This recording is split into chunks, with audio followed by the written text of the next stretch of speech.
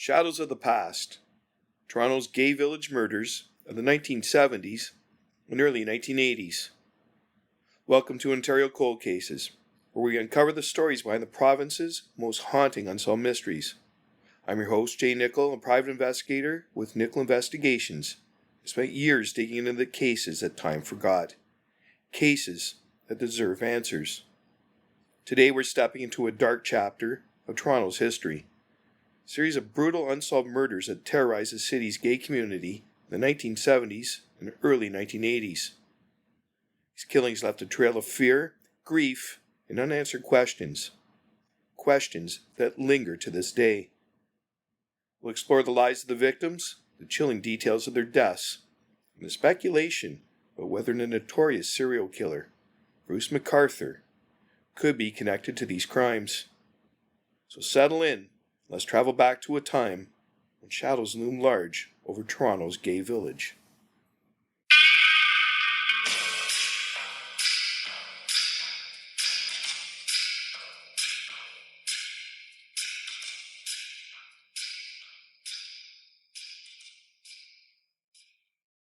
Ontario Cold Cases, Canada's true crime podcast.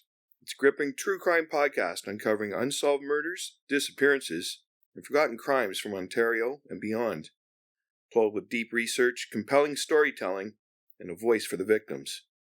Join us today, where every clue could lead to answers, and every case deserves a second look.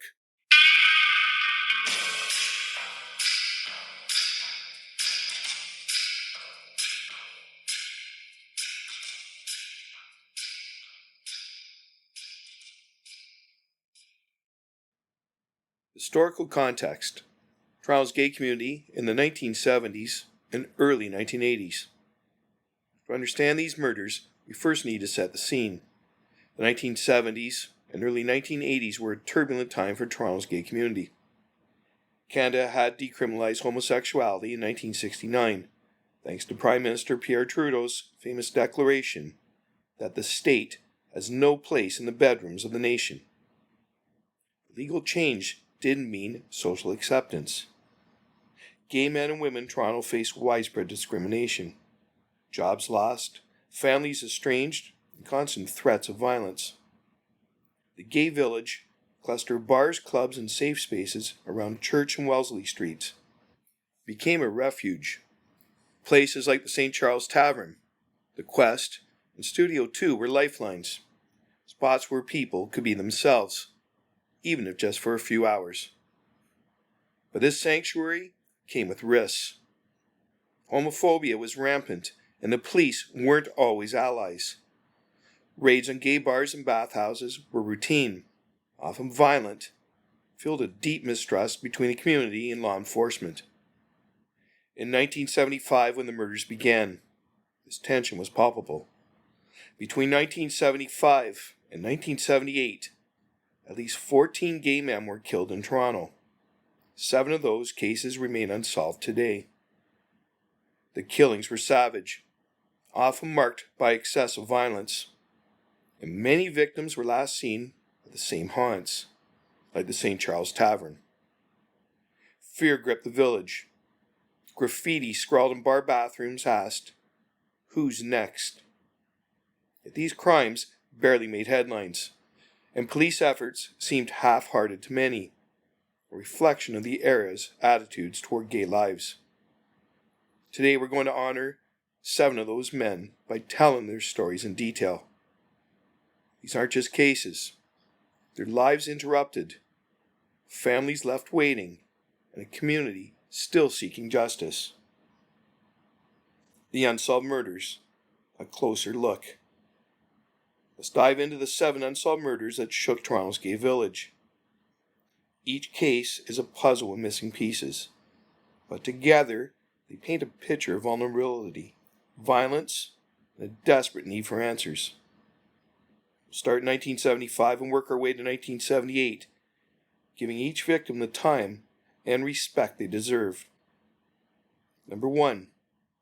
Arthur Harold Walkley, 1975. Age, 52. Occupation, part-time lecturer at the University of Toronto. Date of murder, February 1975. Details. Arthur Harold Walkley was a quiet intellectual man, respected in academic circles. In February 1975, he was found dead in his apartment at 285 Avenue Road, a modest building just a short walk from the gay village. The scene was grim. Arthur lay naked on the floor, stabbed 5 times in the back and neck with a kitchen knife. Blood stained the carpet, and his apartment was in disarray. Drawers yanked open, possessions scattered. His wallet, identification, and car, light blue Ford Falcon, were gone. Arthur was last seen alive at the Quest Bar on Yonge Street, a lively spot known for its mix of gay patrons and bohemian vibe. Friends described him as reserved but friendly, someone who enjoyed a night out but wasn't reckless. The night he died, he left the bar alone around midnight. What happened next is a blank, until a neighbor, disturbed by the silence from Arthur's usually punctual routine, called the police 2 days later. Investigation. Police tracked Arthur's stolen car to Montreal, abandoned in a parking lot near the old port. His credit card surfaced later, used for purchases in Moncton, New Brunswick. Small transactions, gas and food, suggesting the killer was on the move. Detectives interviewed bar patrons and traced the credit card trail, but the leads dried up. Was this a robbery gone wrong, or something more targeted? The ferocity of the stabbing hinted at rage, but without a suspect, the case stalled. Today, Arthur's murder remains a cold file, his killer's identity lost to time. Number 2. Fred Fontaine, 1975. Age, 32. Occupation, CBC technician. Date of murder, August 20th, 1975. Died 7 months after an assault on January 19, 1975. Details. Fred Fontaine's story is one of prolonged suffering. On January 19, 1975, he stepped into the washroom of the St. Charles Tavern, a grand old bar at 48 Yonge Street, with a reputation as a gay hotspot. It was a busy Saturday night, place buzzing with laughter and music. But what happened in that washroom changed everything. Fred was attacked, beaten with a ferocity that left him barely alive. His skull was fractured, his face unrecognizable, and he was left crumpled on the tiled floor. A patron found him, blood pooling around his head, and screamed for help. Fred was rushed to St. Michael's Hospital, where he lingered in a coma for weeks. Doctors fought to save him, but the damage was catastrophic. Brain trauma, internal bleeding. For 7 agonizing months, he hovered between life and death, dying on August 20th, 1975. The coroner ruled it a homicide, linking his death directly to the assault. Fred was a technician of the CBC, a creative soul who loved music and storytelling. His loss devastated his friends, who remembered his quick wit and warm smile. Investigation. St. Charles Tavern was packed that night, yet no one saw or admitted to seeing the attack. Police canvassed the bar, pleading for witnesses, but fear and stigma kept mouths shut. Was it a random act of hate, or did Fred know his attacker? The public nature of the crime suggested boldness, but without cooperation, the trail went cold. Fred's case is a haunting example of how silence can bury justice. Number 3. James Stewart Kennedy, 1976. Age, 59. Occupation, employee at the Department of National Revenue. Date of murder, February 1976. Details. James Stewart Kennedy was a private man, steady and reliable, working a desk job at the Department of National Revenue. On a cold February night in 1976, he was found dead in his home, 569 Euclid Avenue. quiet residential street west of the gay village.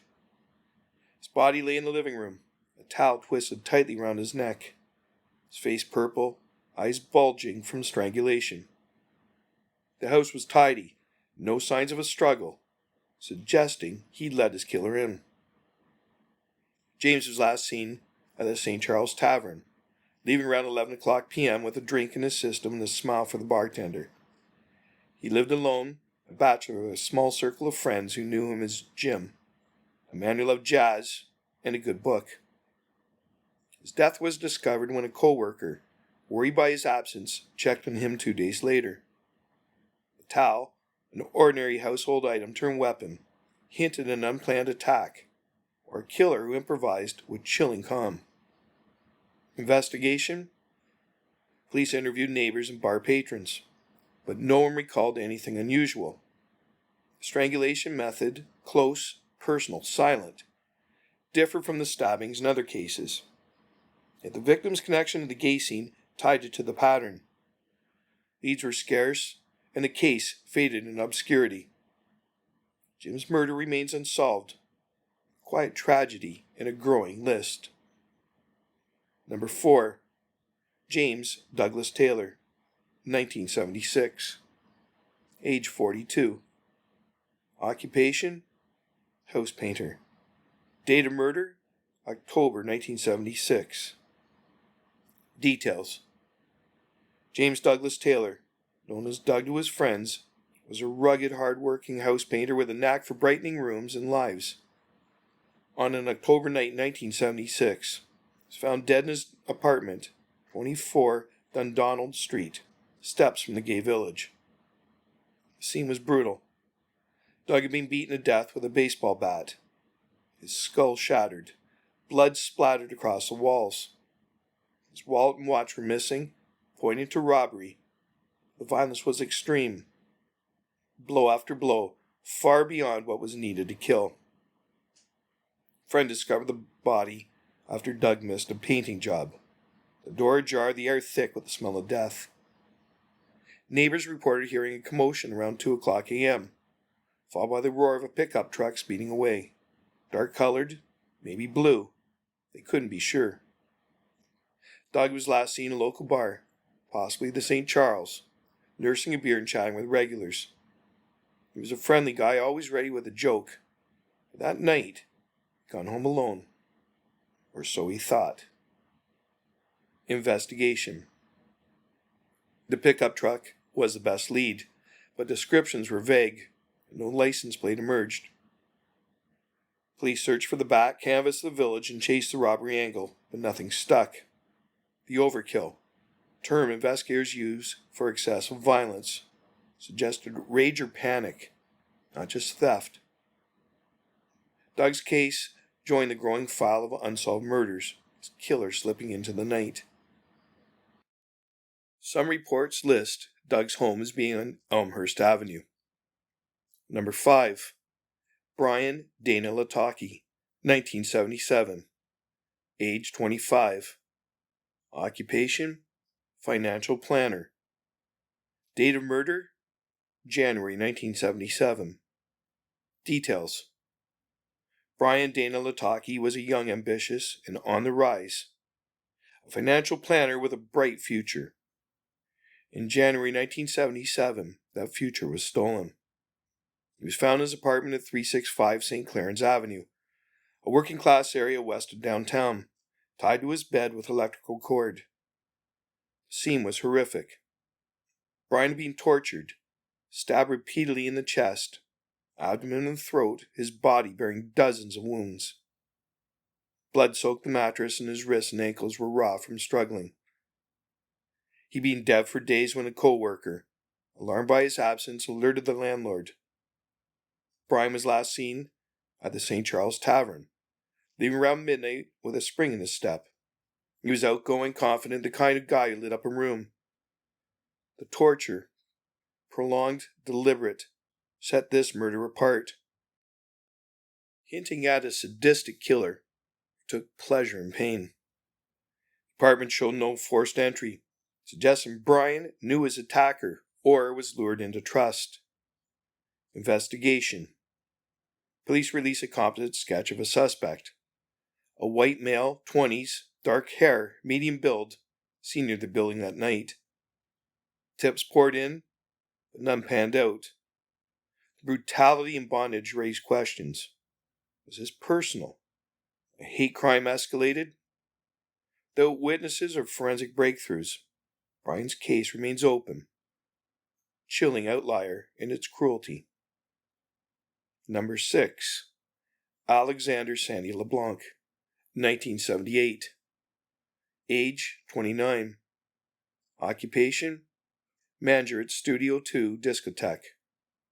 Date of murder January 1978. Details. Alexander Sandy LeBlanc was a fixture in Toronto's nightlife, managing Studio 2, trendy discotheque on Carlton Street where disco beats pulsed and the gay community danced away their worries. On a January morning in 1978, Sandy was found dead in an apartment, 385 Ontario Street, just blocks from work. The scene was a nightmare. He'd been stabbed over 100 times, chest, arms, face. A frenzy of violence had left the room a slaughterhouse. Blood coated the walls, the floor, even the ceiling. Sandy was last seen leaving Studio 2 after closing, waving goodbye to staff around 3 o'clock a.m. He was charismatic, a natural leader with a flair for fashion. Bell-bottoms, silk shirts, always a smile. His apartment door was locked, the chain off, suggesting he'd invited someone in. The sheer number of wounds, overkill, doesn't even cover it. Spoke of unhinged rage or a psychotic break. Investigators were stunned. One later called it the worst crime scene he'd ever seen. Investigation. No weapon was found, though police suspected a large knife, maybe a butcher's blade. Neighbors heard nothing, no screams, no struggle, despite the ferocity. The gay village buzzed with fear, rumors of a serial killer now impossible to ignore. But leads were thin. Sandy's case, like the others, went cold. His death marked peaked in the terror gripping the community. Number 7. William Duncan Robinson, 1978. Age 25. Occupation unknown. Date of murder June 1978. Details. William Duncan Robinson, Billy to those who knew him, was a young man whose life was shrouded in mystery, his occupation lost to faded records. In June 1978, he was found dead in his home at 245 Dunn Avenue, a gritty pocket near Toronto's West End. The scene was grotesque. Billy had been stabbed multiple times, chest, stomach, throat, and his body showed signs of mutilation, cuts and gashes beyond the fatal wounds. Blood pooled on the hardwood, and the air was heavy with death. He was last seen at the St. Charles Tavern, leaving around 1 o'clock a.m., a slim figure in a denim jacket. Billy kept to himself, but friends recalled his gentle nature. A shy smile that hid a troubled past. The mutilation, possibly post-mortem, added a layer of horror, suggesting a killer with a twisted mind. His home showed signs of a struggle. Overturned furniture, a broken lamp, as if he fought for his life. Investigation. Witnesses described a suspect. Tall, greasy hair, a goatee. Lurking near the house at night. But the sketch led nowhere. The mutilation raised theories of ritual or psychosis. But without a murder weapon or solid evidence, police hit a wall. Billy's murder, the last in this grim series, remains unsolved. His story, a whisper in the archives. Up next, patterns and connections.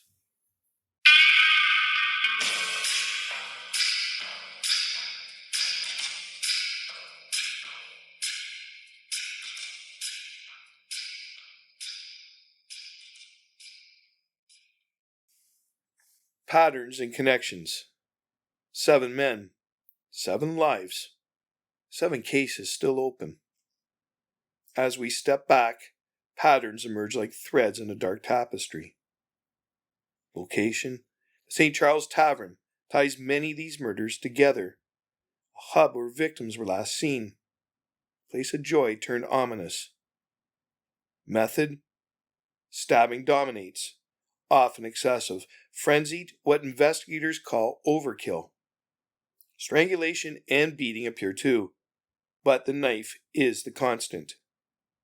Victims: all gay men, active in the village's social scene, vulnerable in an era of hate.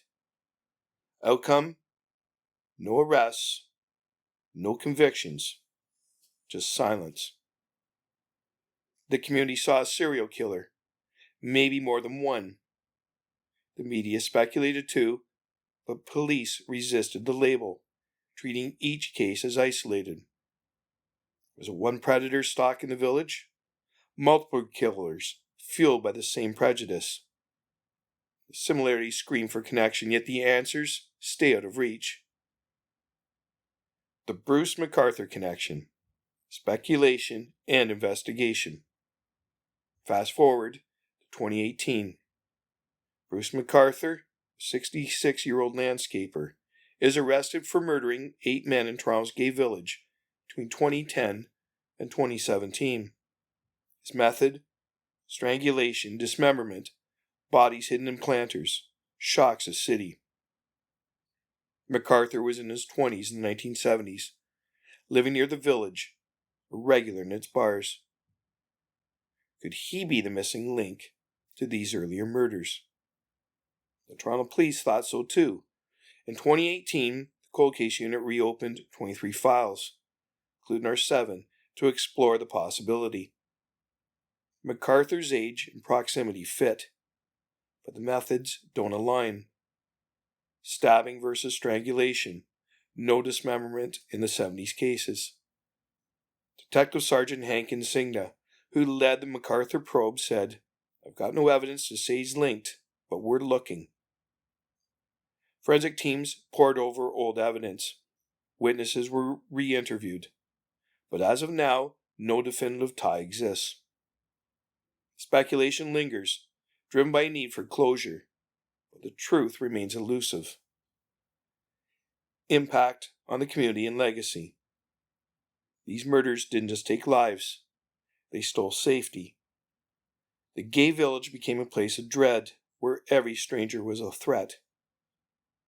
Who's next wasn't just graffiti. It was a question that haunted every night out. The community rallied, vigils, protests, but felt abandoned by police who seemed indifferent to gay crimes. That mistrust festered, shaping decades of activism. Today, these cases are a call to remember. The cold case unit keeps them alive, and the community's resilience shines through. Progress has come. Better policing, more acceptance.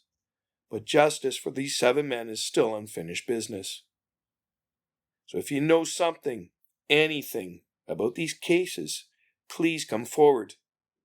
Call the Toronto Police Homicide Squad at 416-808-7400 or Crime Stoppers at 416-222-TIPS or 8477.